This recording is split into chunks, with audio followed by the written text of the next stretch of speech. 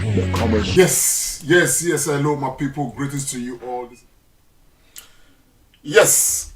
Hello, Edo people and Nigerians across the world. A very good day to you all, wherever you are joining us from. My name is Comrade Lamte Oriahi, and of course, this is our program, your program, everybody's program, the Comrade and Friends. And as usual, I have with me in the house the Musketeers of the Comrade Show, and today, being the 12th day of December 2021, 12/12/21, we are going to be looking at quite a number of issues here and there, issues affecting Edo State and of course Nigeria. And of course, today we've tagged today's session Matters Arising. Very recently, on the 3rd and the 4th day of this month, a group called the Association of Social Media Influencers of Nigeria, they had a very big program. And the program was so big in Edo State that, of course, television stations were involved in the process. And today, we chose to talk to the leader of this group, the president and the founder of this group, to give us, some information about what this group is about and what we should be expecting from this group in the near future. That is for that. We shall equally be moving ahead to, of course, look at Nigeria. Recently, this is already, generating a lot of issues. Recently, because of the Omicron variant of the coronavirus, the British government, added Nigeria, to a group called the Red List, and this has to do with very strict travel restrictions between Nigeria and the UK. And this is actually one-sided in that Nigeria has not responded in like manner. So what it means now is that Nigerians can no longer freely travel to the UK because of the Omicron variant. And of course, we're going to be knowing why, and we're going to be talking about this because this matter is a matter that is already generating a lot of dust. And of course, we are going to look at the Benin City Youth League, which has been concluded. And of course, award has been given to, some deserving footballers and of course officials of the league. Of course, if you follow the Comrade Show, you would of course know that the Comrade Show has, in the past few months, been talking about the Benin City Youth League and the need for Edo people, to come together, of course, to support the very foundation of development as far as Edo State is concerned. Last week, we talked about the budget proposal of Edo State submitted to the House of Assembly. And we did say that our discussion last week was not a one-off discussion. It's a matter we are going to continue, to talk about. Today, we're going to be looking at some other aspects of the budget which may interest Edo people and, of course, the government. All of these, we must talk about them because we are all interested in ensuring that Edo State truly move forward progressively, for the benefit of everybody. Last but not the least, probably, if time permits us, we are going to be looking at, some sort of diplomatic relationship right now between Nigeria and the United Arab Emirates. Recently, something happened, and Nigeria responded, in like manner. We're going to be looking at why, some of these things are happening. But before much ado, let me quickly bring on the Musketeers of the Comrade Show. I have in the house your brother, my friend, your friend. We call him the Doctor of Letters, and I'm talking of Comrade Dr. Tony Agbonse. Dr. Tony Agbonse, please. Thank you very much, my brother. The CEC himself, Comrade Lamte Oriahi. I greet you, my brother. And I want to greet all the fans and followers of the Comrade Show. Good to be back. I need to apologize. Last week, I was unavoidably absent due to some, technical emergencies. So I traveled out of town, so I was not available. As at the time the Comrade Show was going on, I was actually on my way back from travel, so I couldn't just join. And I really missed the show. I missed you all, and I thank those that ask after me. I really appreciate that, and I thank you, Comrade Lamte Bonsa Oriaki and Comrade Pharmacist Remiran for holding the fort in my absence. Like the Bible says, a threefold cord cannot be easily broken. We are very much in the Trinity and on this business. So thank you all so much for joining us today. God bless you. Yes, that's a direct reference to the Musketeers. It's actually the reason why we call this team the Musketeers. Yes, as part of the Musketeers, I actually have a regular face, the one who has nicknamed this program the Sunday Tonic. He's in the house, and that is talking of pharmacist, Comrade Pharmacist, Austin Iremira. Comrade, please. Thank you so much, Comrade Lamte, our able CNC. Good to see my brother, Dr. Tony Agbon's back. You are welcome, my brother. We really missed you last Sunday. And to all our very dynamic viewers, it's good to be here again to talk about things affecting our dear Edo State and indeed Nigeria. 12/12/2021, quite unique. I dare say, happy Christmas and a prosperous New Year to all our wonderful fans. I will say that God will lead us so that we can see these two beautiful celebrations. Thank you so much. Please share the broadcast, and it's good to be here. Beautiful. Right in the house too, we equally have a guest. Of course, I did talk about the Association of Social Media Influencers in Nigeria. The president is here with us. He's going to be talking to us. But before we go into their matter proper, let him say hello. And have in the house Comrade Amieye Omorogie. Over to you, sir. Comrade Amieye. Very lovely from here in Nigeria to every fan of this program, the Comrade and Friends. It's indeed a great privilege to be here this evening. God bless you. Good. Comrade Amieye, please tell us. Association of Social Media Influencers in Nigeria. What is this about? Yes, the Association of Social Media Influencers in Nigeria was a dream bettered by Mr. Osaze Oziwhite. We looked at it that the social media space is so much agog with politics, especially the Edo social media space. Before now, it's been said that Edo has one of the most vibrant social media space. But we are not now converting this very unique opportunity.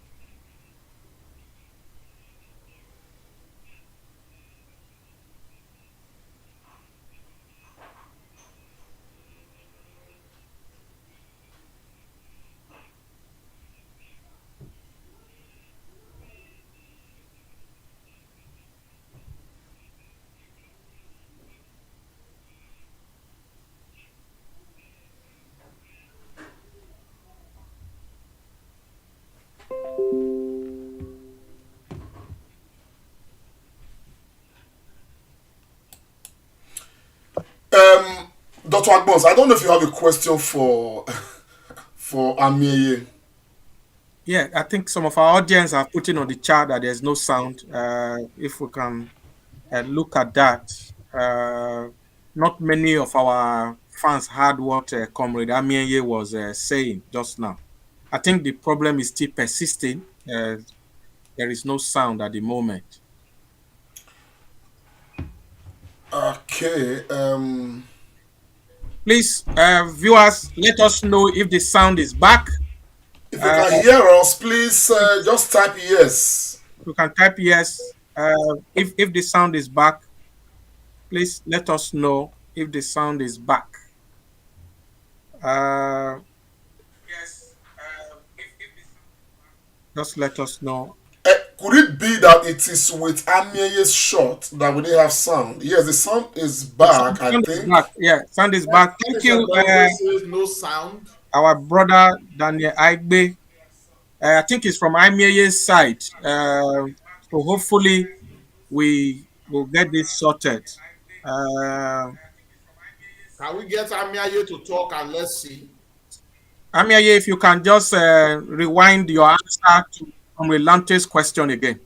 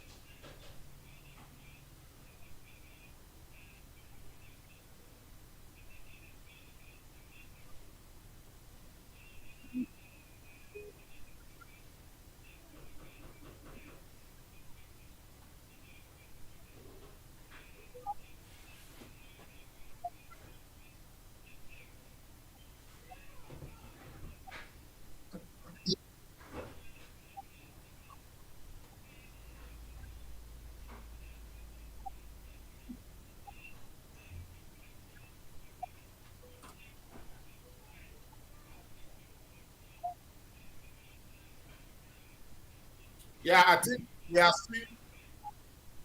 we are still having problems with sound. Yeah.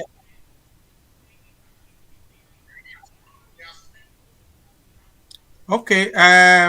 Comrade Amieye, if you can get earpiece, maybe because the audience they still cannot hear you, but they can hear the rest of us. But why Comrade Amieye will try and get earpiece?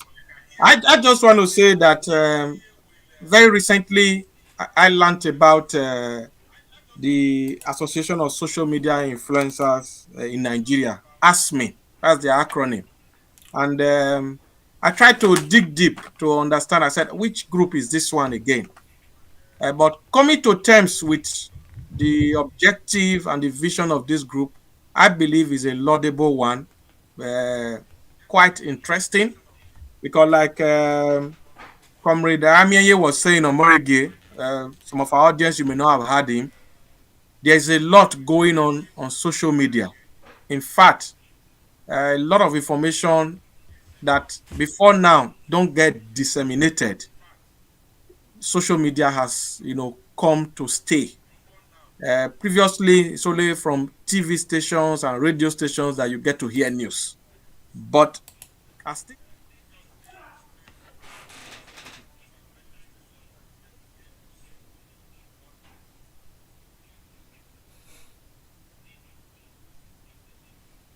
Absolutely.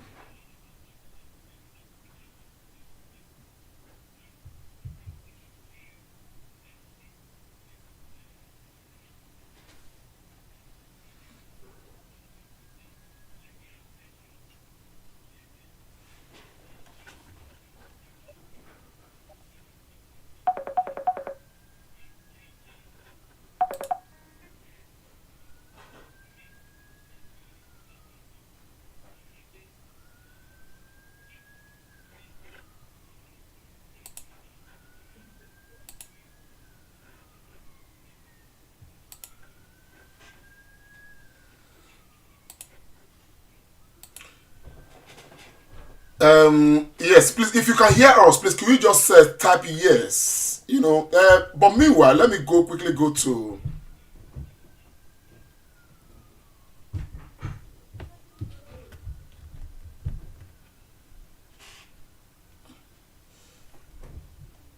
I don't know what is happening.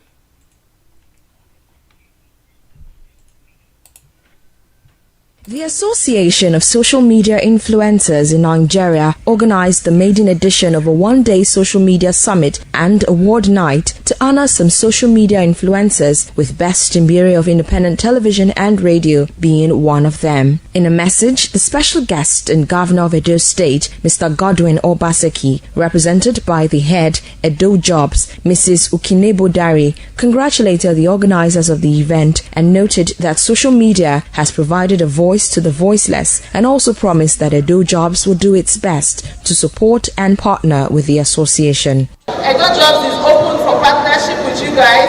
We are here to support you guys with training. We are here to support you guys with business opportunities. We are here to support you guys with so much. Speaking on the rationale behind the summit and award, the president and founder, Social Media Influencers of Nigeria, Mr. Amienye Omogie, said social media is an important tool in disseminating quick information to the larger world, and said plans are on to champion a bill to check fake news on social media. In a lecture, the general manager of the Nigerian Observer, Sir Solomon Imoyose, who spoke on the power of social media, said if not properly checked, it can ruin people's reputation, especially when fake news are shared. He advised the public to be mindful of the content they share on social media. It's a new concept in the internet. It's a new concept in the media space. It's a new concept worldwide. These days, just even if you have a button phone, you still have access to it. One of the things that will be pushing in a few days' time through the Edo State House of Assembly and of course the Federal House is to promote a bill that will seek to counter the spread of fake news. High point was the presentation of awards to Governor Obaseki, Best Mbiri of ITV, Kola Edokpayi of the Talakawa Parliament, Mercy Robinson, and others. This is very commendable. I want to dedicate this award especially to the board, management and staff of Independent Television and Radio. This is because everything we've been doing over the years has always been a teamwork. And to our own chairman and CMD, Sir Chief Dr. Gabriel Sawari Benedion, I say thank you, sir, for the platform you are giving to me. I think she deserves it, and even more because she has been very exceptional. She's one of the best TV reporter we have in this state. Best Mbiri has been a wonderful reporter. Okay, please, if you can hear me, please, if you can hear us, let us know. Please type yes so that we can continue with this broadcast. All these technical matters. Please, if you can hear us, you please just type yes so we can, continue. So, Iramira, please let me quickly go to you, and of course they hear us. Maybe we stay on this short. Yes, Iramira, looking at this association, of course, what Comrade Amieye did say just now, they stand for. And looking at the evolution, right, generally, around the globe, with the role social media is playing, how do you think this would inspire development in Nigeria? Talking of social media right now, the gathering of social media influencers. Thank you so much, Comrade Lamte Bonsarehi. Just before I answer your question, I want to quickly congratulate and say thank you to the president of Association of Social Media Influencers of Nigeria, ASMI, who is in the studio with us today, Comrade Amienye D. Omodige. Congratulations for that, and I pray that your tenure will witness something gigantic that will bring Edo State and indeed the entire Nigeria to even greater limelight. I hope our viewers can hear me. Yes. Having said that, I think this association is coming right at the exact time where it's needed. When Dr. Tony Agbons was talking, he talked about how social media has come to stay. And of course, the influence of social media in our world today cannot be overemphasized. And like one of us will always say, Dr. Loretta Ogboro, if you leave a vacuum, you give it to people that are not qualified to begin to use that vacuum to change the narrative. So I think ASME has come in the right time.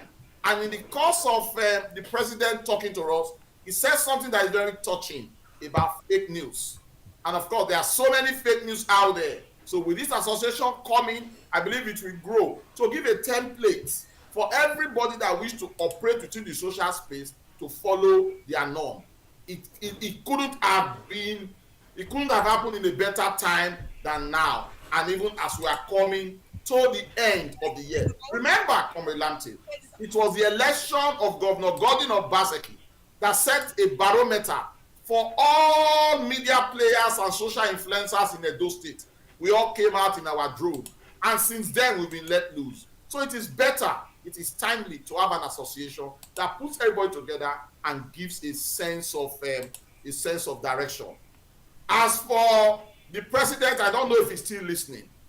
I want to say it is good that Edo State is setting a record, but let me get it right.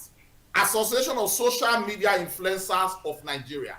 Is this the national branch, or are you just living in Edo State?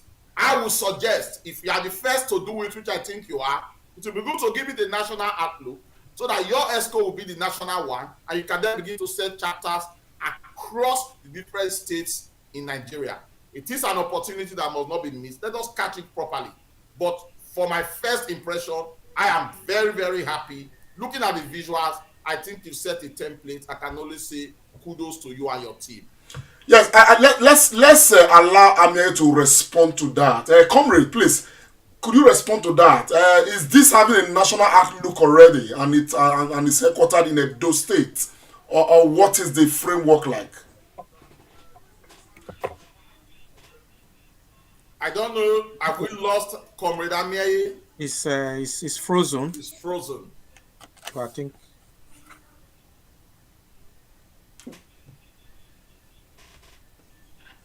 While we are waiting for Amir, I still just want to speak on the visuals. I was quite happy to see the Edo State government. Comrade Ramira, Amir is speaking, and I'm surprised that you are waiting for him. Amir is speaking, and Amir is live on air. We are all together on this frame. Right. Go ahead, Comrade Amir.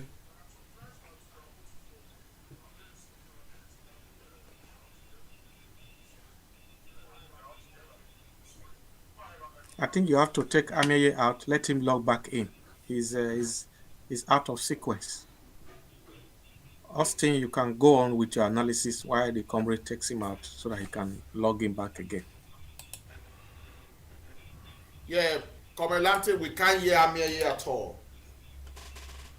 Okay, Comrade Ameye, I think we are having a problem with your sequence. And I think we may just, Remira, Comrade Remira, please take over from there.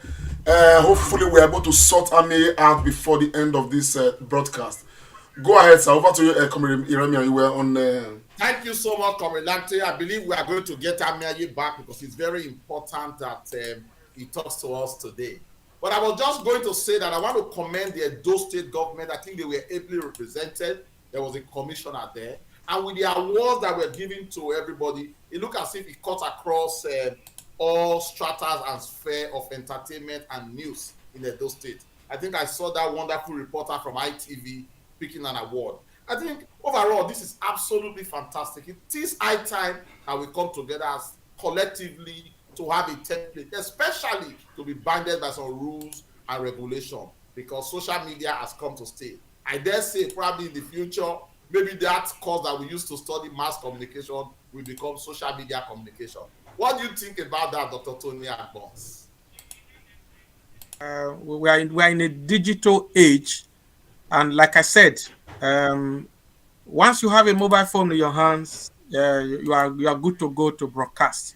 And like you have identified, and like this association, ASMIN, have said, the only challenge we are having with social media now is the volume of fake news. In fact, somebody have said that even Lucifer will be an amateur when compared to the the way people churn out sensational news just for their page to trend. They say all sort of, somebody put out a headline and then you read and you want to listen to the story and you don't hear anything. So because they just want their page to be trendy. So that's the only challenge. So, but I think even for those of us who are in academics and in education, social media is a huge module that we pass across to our students. Digital social media is very much there. No. Talking about dealing with the issue of fake news on social media. I mean, I did talk about it. I did mention it. How can an association or how can a legislation help to curb fake news, particularly with this advent of social media and the form it is taking? What do you think? I mean, what can any law do to curb fake news on social media? Very simple, Comrade Lamte Bonsa Oriahi. Very, very simple. Even with the traditional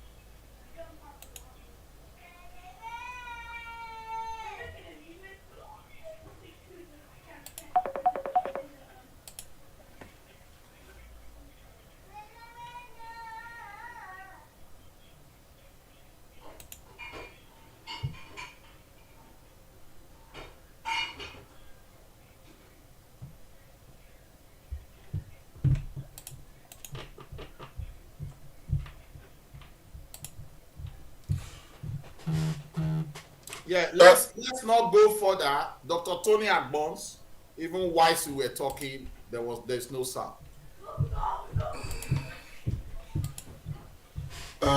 Honestly, hello.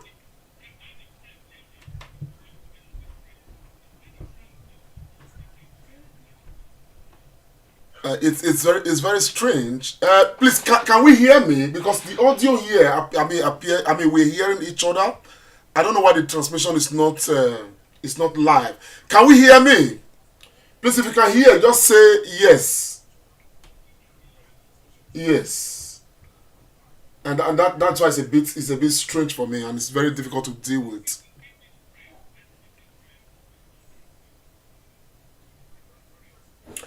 Okay. We will let's see how we can deal with this. I want to quickly apologize to the general public for those who are watching us right now. These are technical issues that we are just looking around to see how we can resolve. It's very strange. It's happening at this time. However, we'll try to continue. Hopefully at another time we are going to bring Amieye on to talk to us. I think this is a very interesting subject matter that we all need to take part in. But having said that, let us quickly zero down to the issue of the British High Commission. And I want to call on Comrade Remera to take us through this. The UK government, putting Nigeria on the red list, of their, travel rules and all of that. Comrade Remera, what does this mean to the average Nigerian?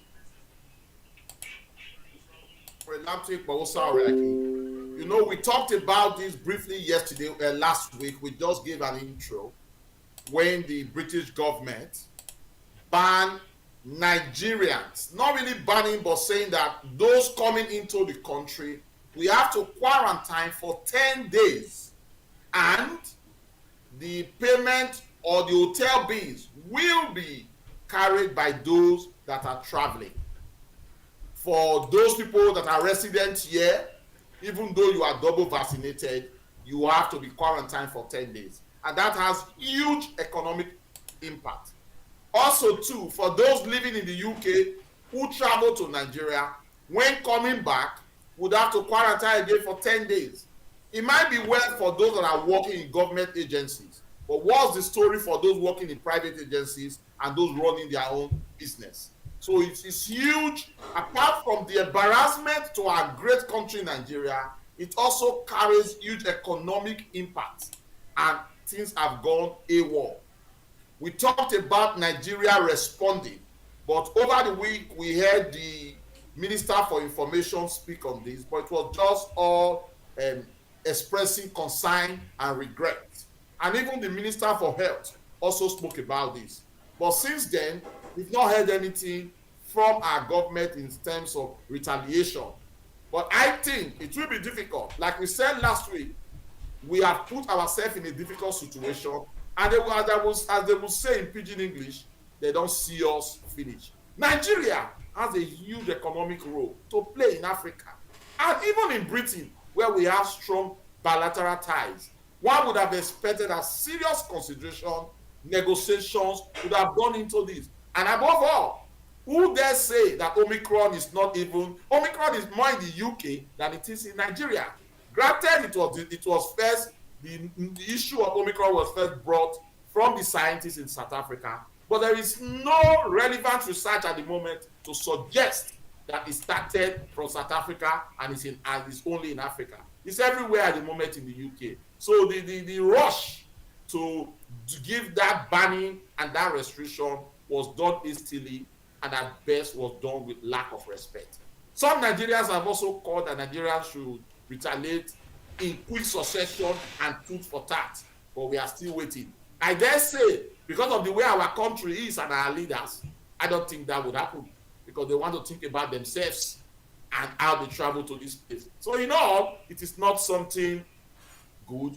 Some people have also said that it has some racial implications to it, but I can say the economic impact to Nigeria and even the United Kingdom is grave. Dr. Agbons, Nigeria red lists on the UK travel, arrangements.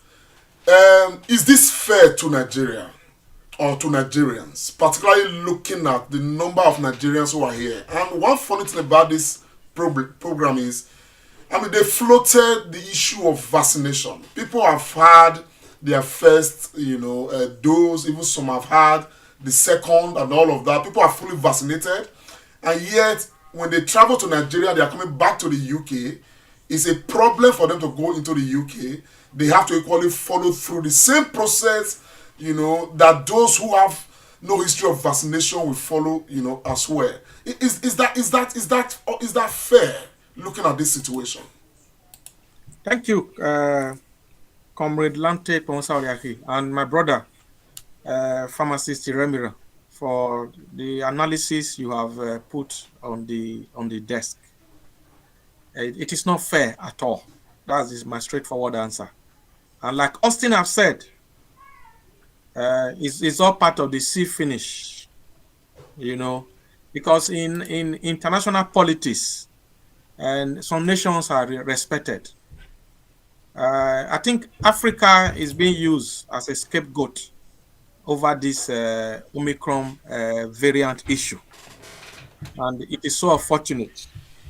I was listening to Tedros Adhanom, the Director General of the World Health Organization, this week, and he said something that this is it's like international appetite, aviation appetite, and the ambassador Ishola, the Nigerian ambassador to the UK, also re-echoed the same thing. It is not fair, because this is a period where a lot of Nigerians, want to go and see their family back home in Nigeria. Even some families need to be reunited. Some people have traveled to Nigeria and they are supposed to come back here. And quarantining in a hotel at your own expense instead of even doing it at home, it is very, very draconian. That is the truth. But I must say this, that the UK Parliament will be discussing this issue, because there's been a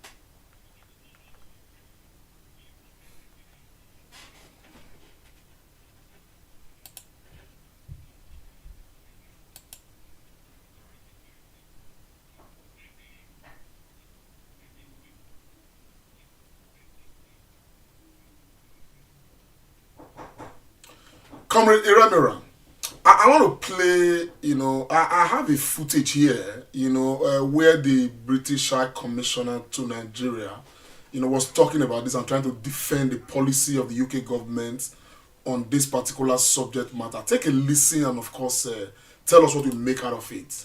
But in terms of why Nigeria was added to our red list, I want to really stress the importance we attach to an objective, evidence-based health system. The way this is done is that countries are reviewed by our health teams, our health security agency, who actually work very closely with your NCDC. And particularly what they look at, and in the case of Nigeria, these two factors were what made the decision to add Nigeria to the red list.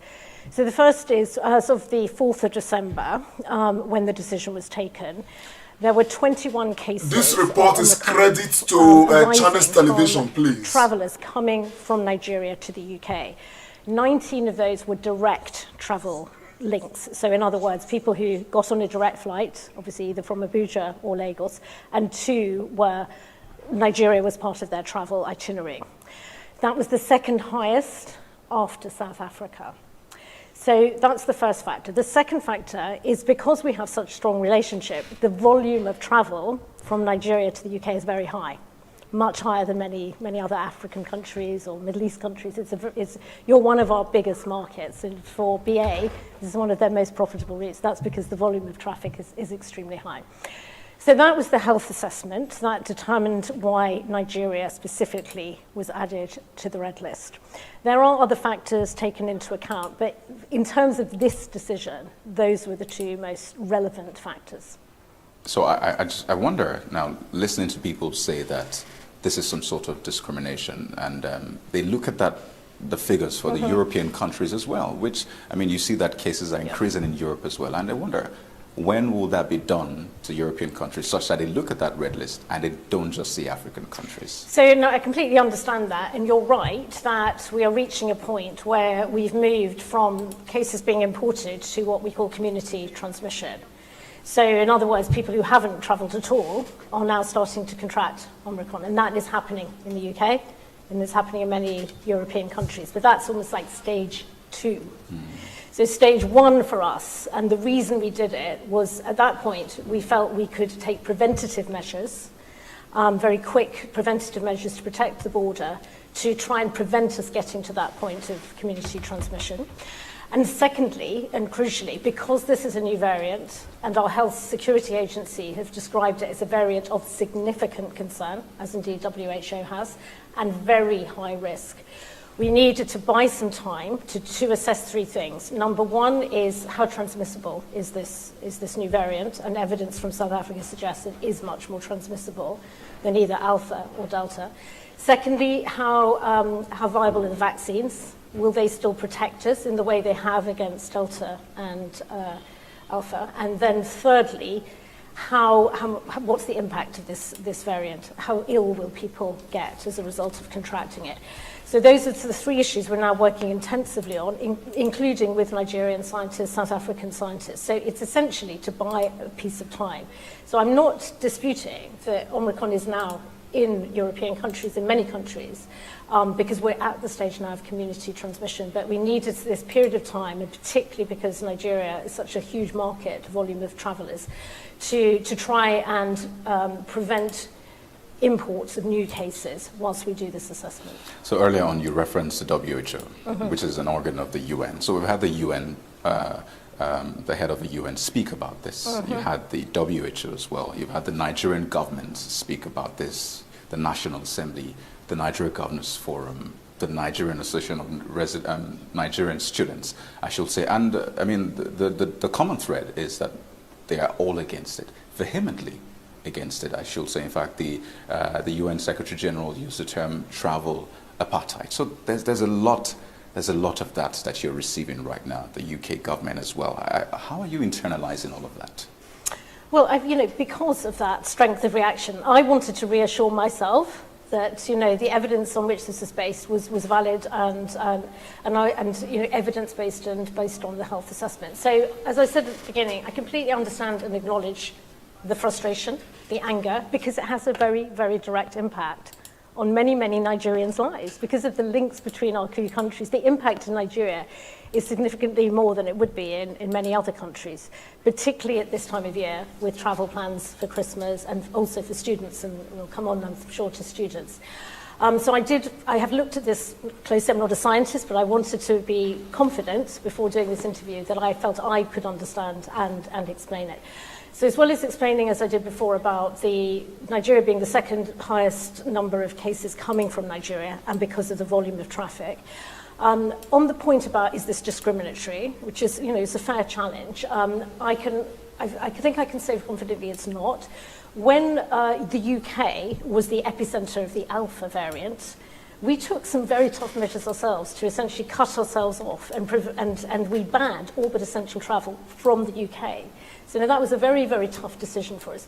UK has been red listed itself, in earlier stages of this variant. I think when Delta took off, we were red listed by, for example, Austria and by France and I think Turkey. So we've been red listed ourselves by other countries. We haven't just red listed in the past African countries. So Pakistan was red listed, Turkey was red listed by the UK when we had our previous red list. So I hope that gives you some reassurance that it is based on an individual deep dive and assessment of an individual country. It is based on evidence. We were under no illusions of how significant this decision would be, and that there will be cost to this decision, both to individuals, to the economy, and to potentially the handling of the relationship. So it is not taken lightly. It has, we look at all of that, but ultimately, there's only one thing that matters in making a decision like this. This is about people's health and preventative measures to ensure that we have the time to assess the impact of this new variant, which we're all learning about. So does that mean you're taking all of these reactions? Are you taking all of them on board? No, I'm listening very carefully to these reactions. I'm reporting these reactions back to my government. Nigerian voices are loud, they're very clear, they're very articulate, and they're very uniform. Of course we're noticing that reaction. We're under no illusions, and I'm not surprised by these reactions, because I understand how very personally people feel at them. And I do understand that sense of grievance and frustration, but that's why I really want to reassure people that the only basis for this decision, this difficult decision, which does have impact, is a health assessment. It is done by our health professionals, who would then advise our ministers. There can be no decision taken arbitrarily. These are scientists, and scientists are data-driven. Okay, pharmacists, our defense, the defense of these policies, are these things that Nigerians should take home and relax with? I mean, has she made that sense enough to pacify Nigerians? Thank you so much, Comrade Lamte. I would answer you very squarely, not at all. I've listened to that interview over and over again. She is a government person of the UK, and it's expected that she has to speak in that manner. Over the course of the interview, only one thing struck me, that there were 21 people that traveled from Nigeria and 19 of them had the variant. Well, we don't know. That's the evidence they have. That's the only thing. But looking at it in a way, you can see that when you deal with countries of things like this, or a country you call your friend, there should be some government discussion.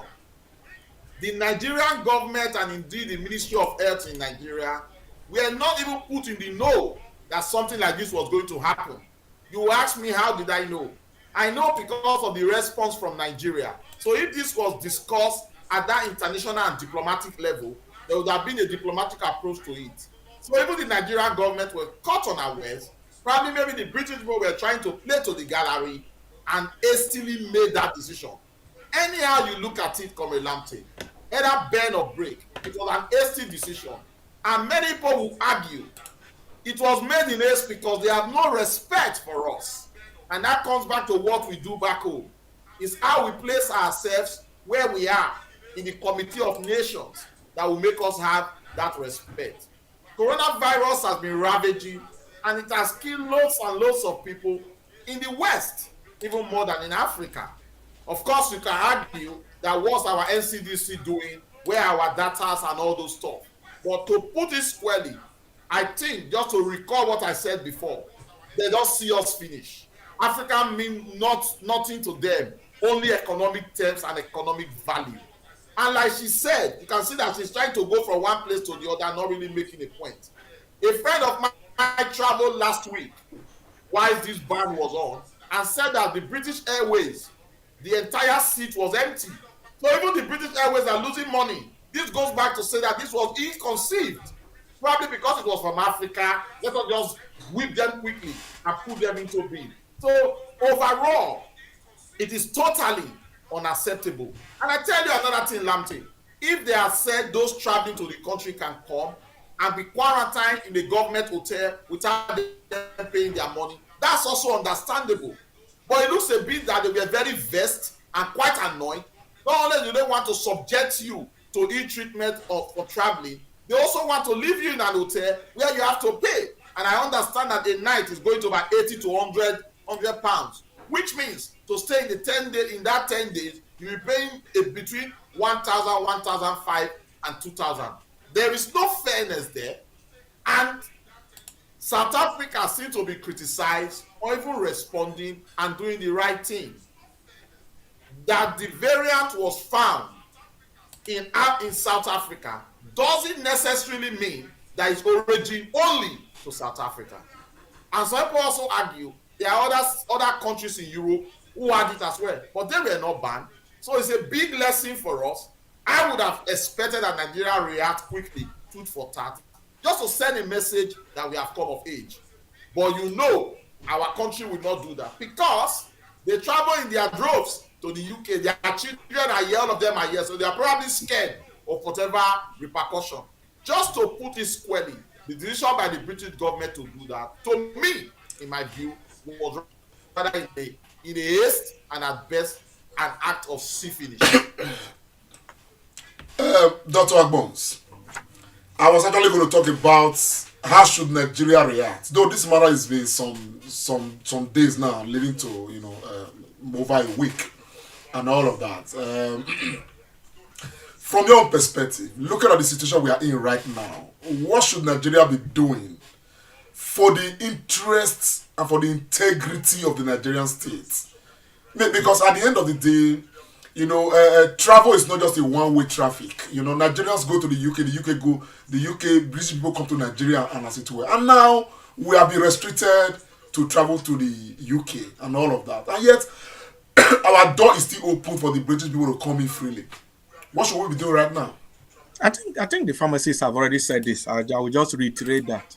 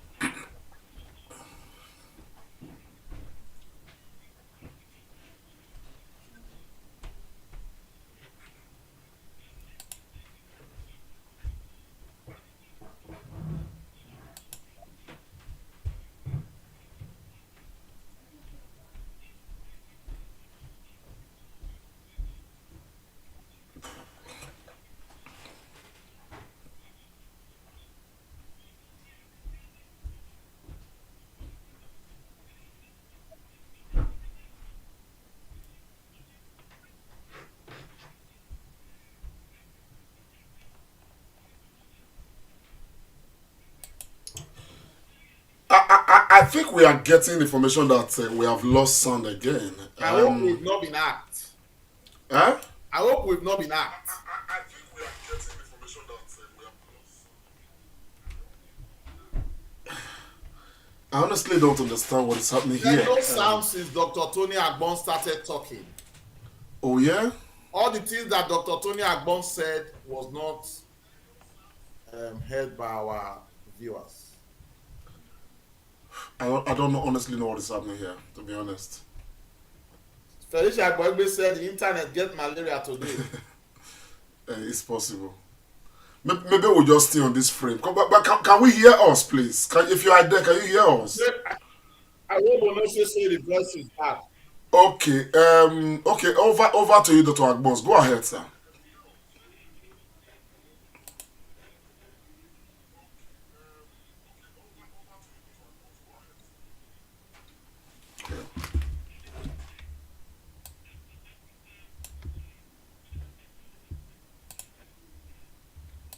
Yes.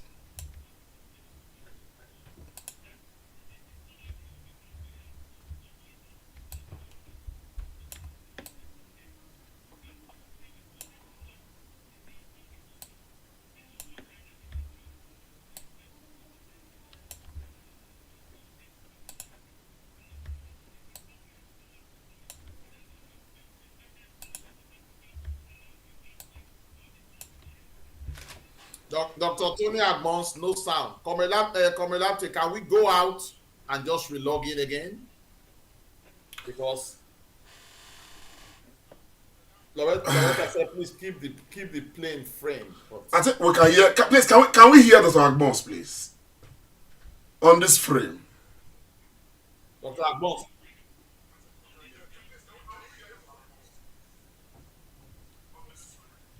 Yes, Dr. Agbons, go ahead, sir.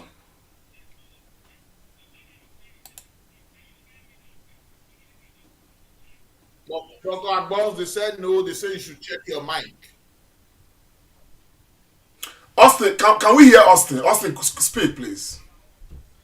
Viewers, can you hear me?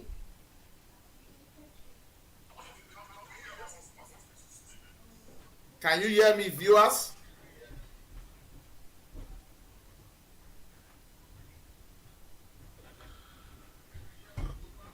This is Okay,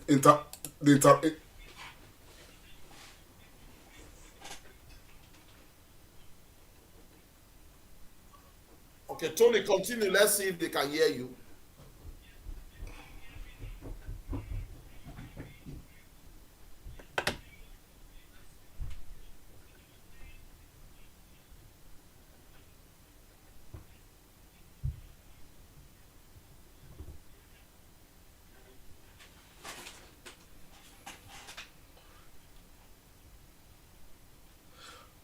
okay. Nobody can hear Tony, but we can hear Austin. What kind of technical wahala is this, man? Can we log out and log in? Tony, no. Austin, we can hear you. That's what they are saying now. We can't hear Tony.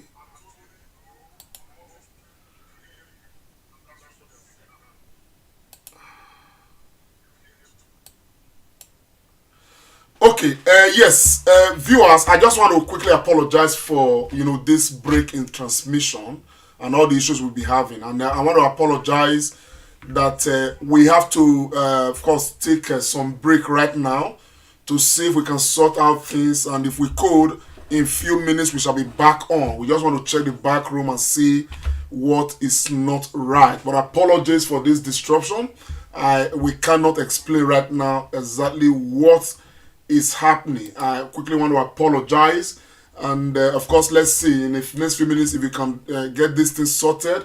We'll be back again, but my apologies. Thank you very much for now.